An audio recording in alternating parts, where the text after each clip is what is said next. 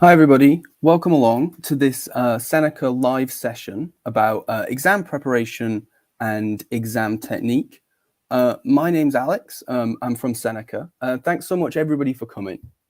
Yeah, because we're pretty sure that exams are coming around the corner, and even if you're not in an exam year, year 10 or whatever, you'll constantly have mocks and tests and things like that. We thought it would be a really good idea to put on this session just to go through how to prepare, some little bits and pieces on exam technique, some tips and tricks, and sort of how to get ready. There's really no bad time to go through this stuff. Some of you may know what we're going to go through already. Some of you might not, but it's good stuff to think about, to get started on. And yeah, hopefully it doesn't stress you out too much. It's all good stuff. So it should make the process a little bit easier. So yeah, exam technique is a really big topic. So we may not cover everything extensively. Please do use the chat at the side of the screen to send in questions. I'll try to pick up a few as we go through, but if I don't, then I'm sure we'll come to it at the end. We'll have a bit of time to have a chat. Okay then, so let's get going. I'm just going to share the screen. Great. Okay, so exam preparation and technique. So I'm going to start off with exam preparation, and then we'll have a look at some technique stuff. And the reason I've done this is because we kind of think that the best form of exam technique is actually preparation in a certain sense, because you can be as good at an exam as possible, but if you don't know the content and don't have it in your head, then at the end of the day, you're just not going to get a good mark. And practice really does make perfect in these situations. So essentially, I'm just going to say 3 things on this. I've just broken it down to 3 steps, and then we'll go on to technique. So yeah, first thing to say, and just is to try and keep it as broad as possible. And we might have some sort of GCSE people, some A-level people, whatever age. So the important thing to say is that everybody really does learn differently. There's no sort of one good or bad way to revise. Like it or not, GCSEs, A-level have a lot of memorization in it. You've got to learn the concepts, the dates, the facts, all the rest of it, as much as you need to learn the skills. So that's really important. So the important thing here is really to find the style that works best for you. I've written some down here that as potentials. Nobody's all one and none of the other. You just find what works best. There's no right answer.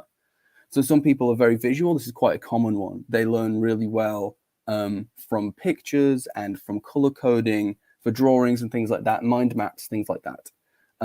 Other people are quite auditory. They enjoy listening to stuff. Maybe it's really good here to use YouTube explainers or podcasts and things like that. Some people, I think I'm more this side, are quite verbal. So they enjoy sort of reading stuff and writing it down, maybe looking at textbooks and revision guides. And then some people are quite social. So they like to learn in groups and with teachers and things like that. So these are some of the styles. Just give some examples here. I'm sure you guys already know a lot of this stuff, but revision posts super good for visual people, especially sort of at the end of a topic to do like a plenary. Flashcards really good for maybe visual and also verbal people. Reading and memorizing is good for verbal people. Obviously, YouTube podcasts. If you can, do a group revision session without procrastinating and talking to your friends, then they are quite good. I could never do it, but if you can, then I applaud you. And then, of course, it's also really useful to actually use our Seneca courses because they do kind of combine a lot of these different techniques because there's lots of pictures and there's lots of videos and sort of different resources and stuff like that. I'll just show you a little bit about how it works. I'm sure you guys all already sort of know how Seneca works, but it's worth saying that there's you don't need to be set courses on it by teachers. You can just literally use it as a revision tool yourself. You can go on there, you can, take any course and just have a go at it. So just to share the screen again.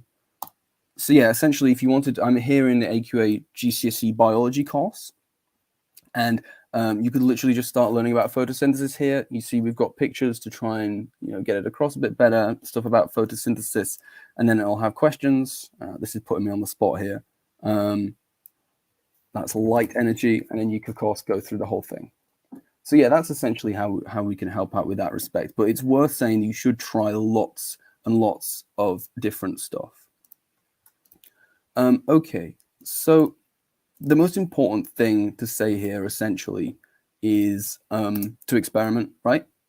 It's early days yet. I mean, things come around fast, but it is kind of early. You know, it's February today, but no one thing works best for everyone. So really experiment. You know, if you always make flashcards, try make something else. Do a mind map or something like that. Really, the most effective method is actually to combine this stuff to try and make sure that you're doing more than one thing. And so maybe like listening to a podcast to start with, or writing stuff down from a revision guide or something, and then making a mind map at the end is a really good way of combining everything. Good stuff. So the second thing I wanted to talk about is actually doing a timetable. Revision timetables are sort of really quite daunting. You know, there's an enormous amount of stuff to cover, and does seem to be like an enormous amount of time, but once you count it back, it is quite close. So the easiest thing to do here, essentially, we have this pattern, right? Revision is going to start sometime. We've got to get through the whole course syllabus for a given subject, and we've got the date of the exam right at the end. Now, we know two of these things, right? Many of you will already have the dates of your exam. You'll already have your timetables. We know the course syllabus. We can essentially get it from Seneca, right? Whenever you have a course up, you'll have it on the left-hand side there, and you'll be able to look at all of the different subtopics and things, or you can literally get it from the exam board website. So the easiest thing to do here is actually reverse this process and go this way around. So we know the date of the exam, we can get the entire course syllabus, and then what I think is a super good thing to do here is literally take an enormous calendar, or I think what I did was I made myself a calendar, right? You can take like 10 sheets of A4 paper or something, you can stick them on your wall and make them into a calendar, have the exam at the end, have today at the other side. And then you can start apportioning the course and the bits of the course, the topics and things to the different days. Now, this is quite a hard process, and it's not the easiest thing in the world, but there's some tips for doing it. So dividing up revision over that period is so important for making sure that you're prepared come the summer. And just some tips is it's so important, first of all, to be completely realistic. You can only do so much. You may want to sort of work nonstop, but that's not going to be good. That's not going to make you better at the subject. It's not going to make you better at the exam. You're just going to be tired and sad and unwell, and it's not a good idea. You need to make sure you're getting breaks and you're going outside. You can only do so much, so make sure you are sensible with it. Don't be too ambitious, because you'll just get down about the fact that you've not kept up with your timetable. Importantly, you need to have some variety. I think a really good rule of thumb is to not do more than 2 hours per day on a particular subject if you're doing revision all day and it's study leave, for instance. After that, you start to, I think, go off the boil a bit. Everybody's different, but this is just a kind of rule of thumb that I have. And also, in thinking about when you're timetabling, having variety, so you're not doing, you know, geography for an entire week. You do geography one day, biology the next day, whatever it is, just so that it keeps things interesting, because you will be revising for a long time if it's sort of summer exams, and you don't want to get bored, right?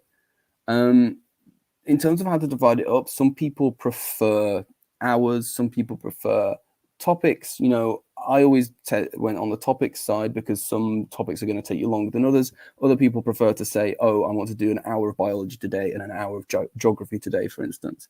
That's completely up to you, but just really break things up and make sure that you find what works for you. You know, you can try something one week, try something the next week.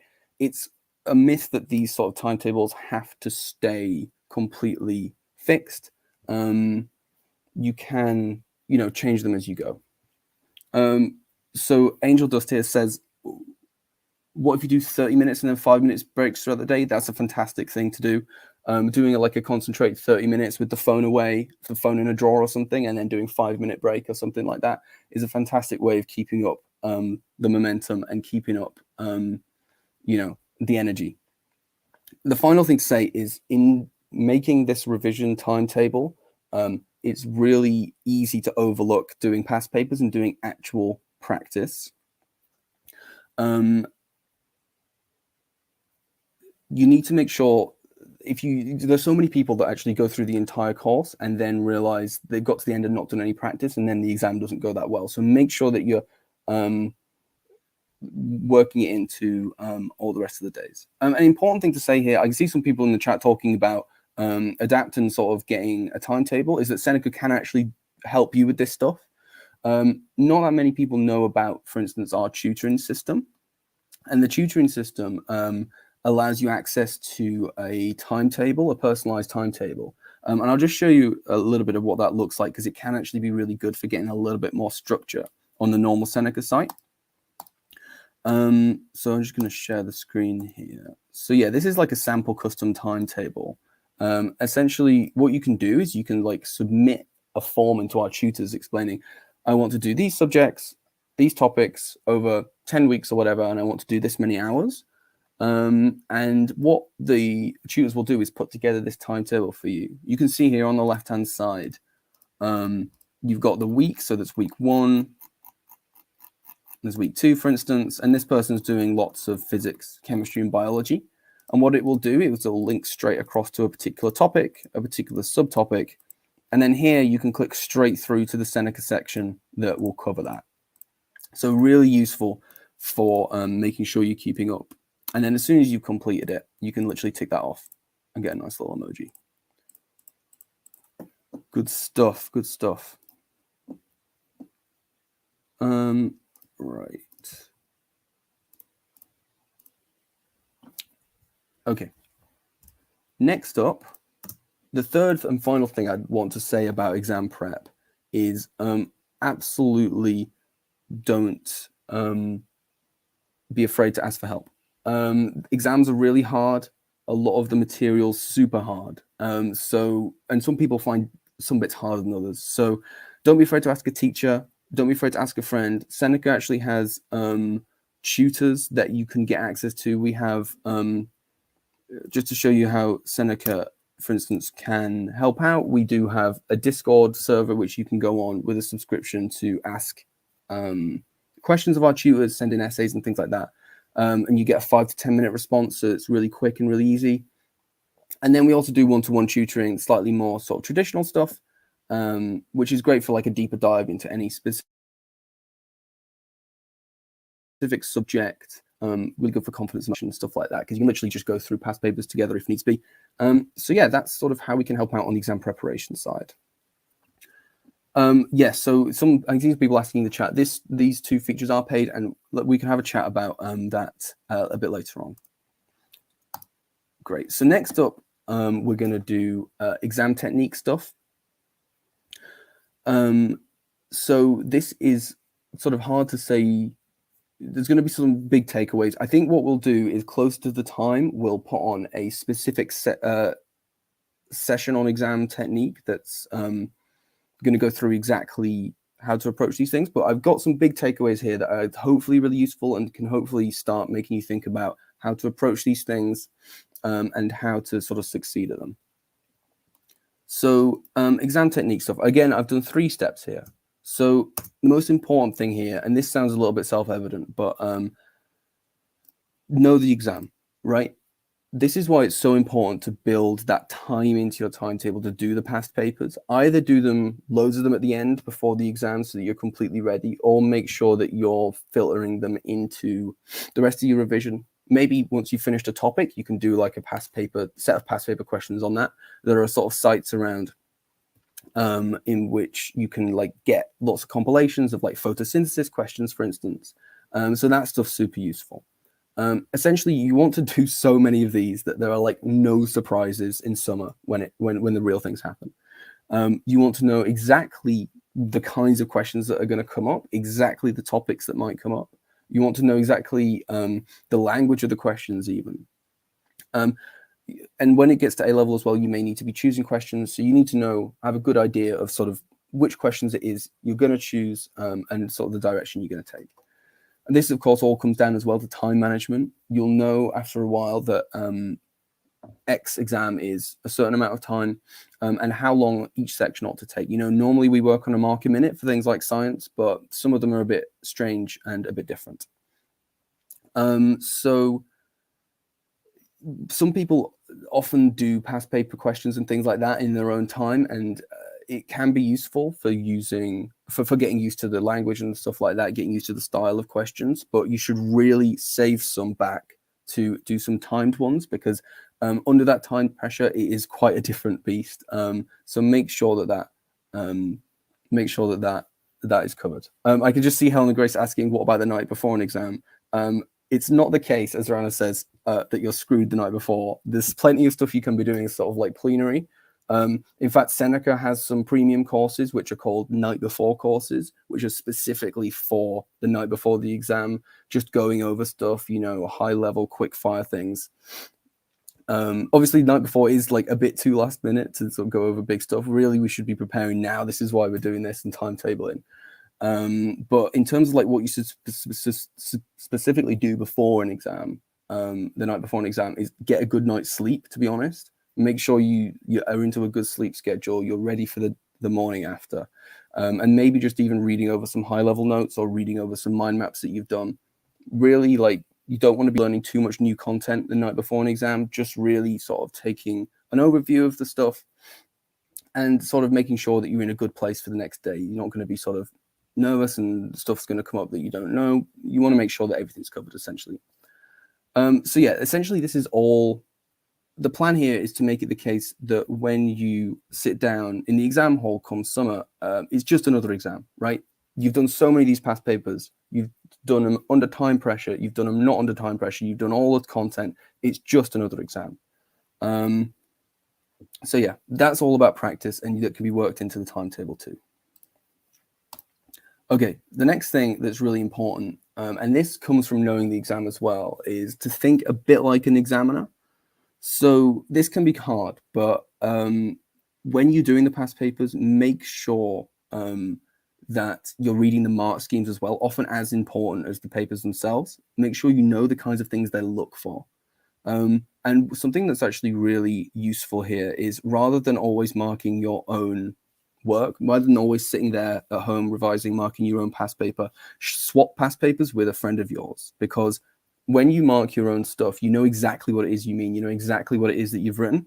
And it's really important that you get in the habit of understanding what it is that examiners are looking for. So if you read your friends, for instance, you really have to decipher what it is they're trying to say. You really have to realize, oh, can I really give that mark if I don't really know what they mean? So it really gives you a good insight into how to answer the question, because we want to try and be as clear as we possibly can be. I've written here, we want to make it as hard as you possibly can for the examiner not to give you the mark, right? You want to make it abundantly clear that I know what's going on and I deserve that mark, essentially.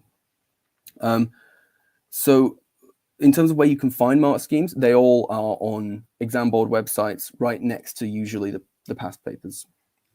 And then in terms of like getting some extra stuff, Seneca also has some premium courses which are specifically for predicted papers.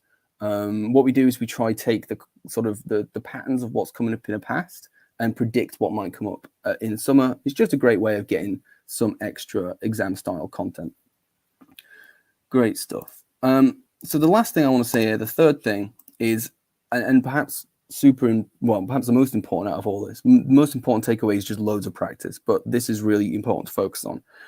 Knowing the keywords and language that's going to be used. And this is on like two sides. So you need to know the keywords and language that need to be used in the answer, and you need to know the keywords and language that's going to be used in the question itself. So in the answer, you need to know like the key terms for each topic. I've seen so many times when students have written answers and they know exactly what they're talking about. They can describe the thing perfectly, but you can't really give them the mark because they've not used the specific word that the mark scheme has like underlined or whatever. So super important to build that into your revision. Doing something like making a glossary or a dictionary of terms for a particular topic or subtopic is a really useful thing to do, just so that you know that if a certain concept comes up in the exam, you can be like, they're the set of terms I need to think about. That's what I need to be speaking about. And don't be afraid to use those terms as well. Because when we think about thinking like an examiner, it all helps try and signal that you know what you're talking about when you use those key terms. And then the second thing here on the other side is the language in the question itself. Once you look at lots of past papers, you realize there's only a certain number of things they can ask you to do. There's only a certain number of what we call command words. And, there'll be some questions which say describe, there'll be some questions which say explain, some which say outline or analyze and things like that. One might be describe photosynthesis, one might be explain how the rate of photosynthesis changes with light intensity, for instance. And so knowing exactly what it is that each one of them is asking means that you kind of have a hack for knowing which questions might come up, which questions are going to come up, and what's going to be asked of you then. So if you can put all that together, essentially, if you can learn all the content with all that sort of helpful preparation stuff and have timetabled it, if you've done lots of practice in exam technique stuff, then hopefully you should give yourself sort of the biggest chance of come summer, things are going to be okay. It's just another exam. I know what's coming up. It should be fine. Obviously, there's always the chance of a rogue question, but this will stand you in sort of the best stead for approaching that, even if it's a rogue question. Okay, so I think that's everything, actually. Thanks so much, everybody, for listening. That's everything I've got to say on it. I will just have a look at some questions if you're sticking around. Feel free to send something in. But if not, thanks so much, everybody, for coming, and I hope to speak to you soon. And yeah, if you do want to have a chat about Seneca or about tutoring or about anything that we offer, then what I've done is I've left a little link in the description of this video where you can book a call with me. And then we can have a chat about anything, preparation, revision, tutoring, whatever it is. I'm quite happy to do that.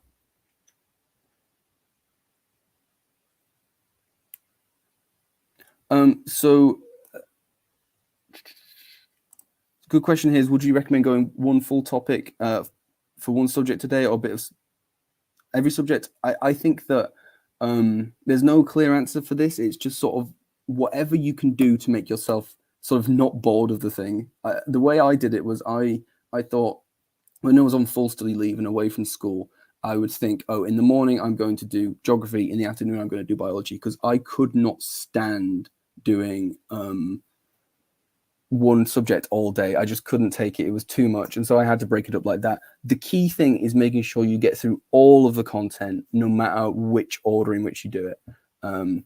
So yeah, that's what I'd say.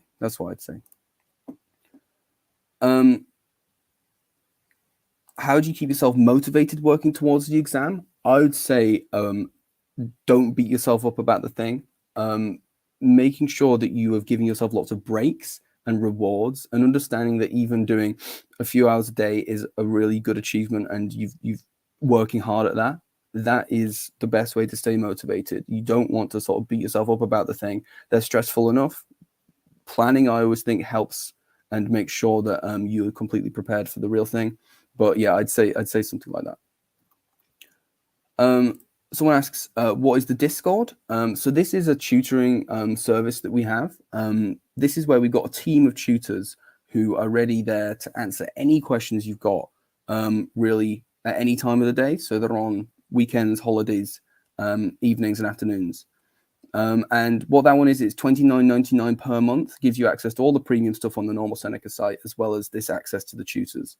And you can ask them a maths question, send them an English essay for them to mark or whatever. They get back in 5 to 10 minutes, so it's super quick, great day-to-day support, and quite good for it's quite demotivating to get stuck on one question. So if you can send that in and get a really quick response, it's quite good for that. Yes, and we also do one-to-one tutoring as well if you want to take a sort of targeted intervention into one subject. But if you want to have a chat with that, then do just shoot me an email, or you can book a call with me in the description.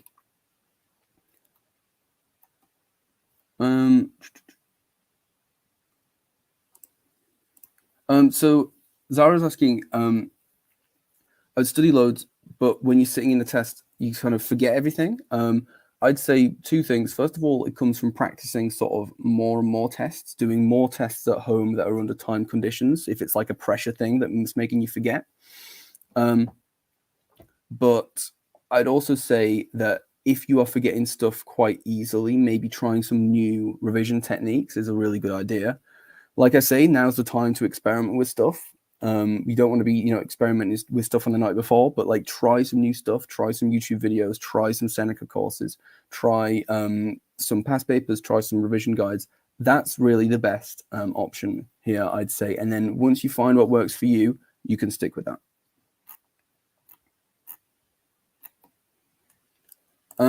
When should you begin completing past papers? I'd say there's kind of two things that you can do. You could either complete the revision of everything and then do the past papers at the end. That I think is a little bit dangerous because you may forget the stuff you learned at the beginning, and you want to be doing lots of practice throughout to make sure that any sort of problems crop up. So I would say starting working past papers into your revision now is quite a good idea. If you complete a topic, go find some past papers on that topic, complete another topic, do some past papers on there, and then keep some entire past papers, sort of start to finish ones that you can find like on the AQA website. Keep them for the end to do like a big, I'm going to sit down and do this in an hour like I would in the real exam. And I'm going to sit there in exam conditions, no phone, no talking, nothing. And I think that's probably the best bet, just making sure you're working it in throughout.